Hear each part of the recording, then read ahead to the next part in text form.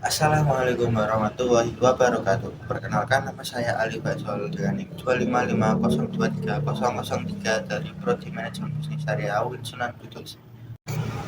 Di sini saya akan menjelaskan tentang apa itu rasionalitas ekonomi dalam Islam.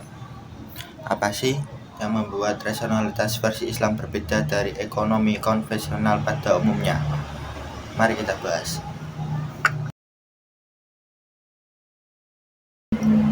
Apa itu rasionalitas?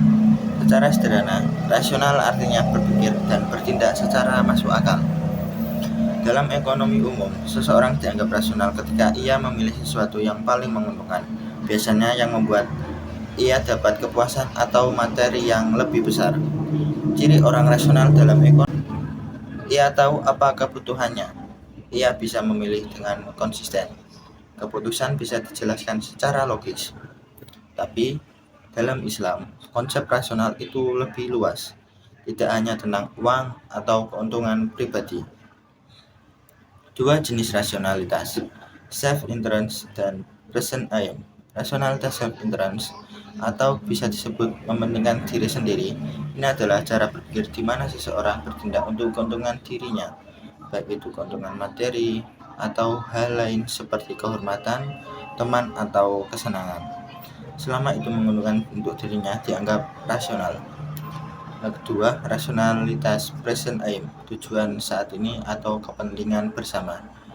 Di sini seseorang bisa mengambil keputusan bukan hanya untuk dirinya, tapi demi orang lain, keluarga misalnya, masyarakat, atau tujuan sosial. Selama keputusan itu sesuai dengan tujuan dan nilai hidupnya, itu juga disebut rasional. Jadi, rasional tidak harus egois, bisa juga berpikir demi orang lain. Kita masuk pada bagian rasionalitas dalam ekonomi Islam. Nah, pada bagian ini, inti pembahasan. Dalam Islam, keputusan disebut rasional jika memenuhi tiga hal. 1. Sesuai kebutuhan, 2. Sesuai kemampuan, 3. Sesuai aturan syariat. Artinya, walaupun suatu pilihan terlihat menguntungkan secara materi, tapi kalau melanggar aturan agama atau merugikan orang lain, itu tidak dianggap rasional. Prinsip rasionalitas dalam Islam: 1. Harus halal dan baik. Tidak semua barang boleh dikonsumsi. Keputusan ekonomi harus mengikuti batasan halal haram. Tidak berlebihan. Islam mengingatkan sesuatu yang terlalu banyak bisa membawa mudarat, walaupun memberi kesenangan sesaat. 3. Menguntungkan maslahah, kebaikan bersama. Tujuan akhirnya bukan hanya mengejar kepuasan, tetapi membawa manfaat untuk diri sendiri, keluarga, dan masyarakat. Kita masuk pada bagian rasionalitas konsumsi dalam Islam. Konsumsi dalam pandangan Islam bukan hanya soal mampu beli atau ingin beli.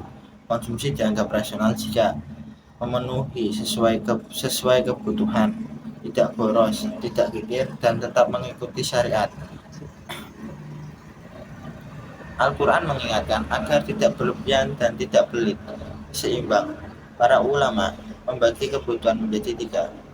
Daruriyat, kebutuhan pokok seperti makan, minum, kesehatan, ibadah. 2. Hajiyat, kebutuhan pendukung seperti kendaraan atau kebutuhan pendukung lainnya untuk memudahkan hidup. 3. Tasniat, kebutuhan pelengkap seperti dekorasi rumah, pakaian, dan gaya hidup yang lainnya. Dengan memahami ini, kita bisa lebih bijak dalam mengatur uang dan tidak terjebak gaya hidup berlebih.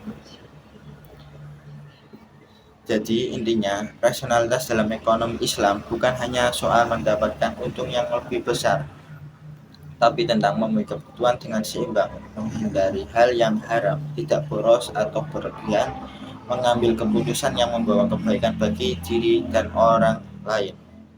Islam mengajarkan bahwa keputusan ekonomi juga bisa menjadi ibadah ketika dilakukan dengan benar. Terima kasih. Saya akhiri sampai di sini. Wassalamualaikum warahmatullahi wabarakatuh.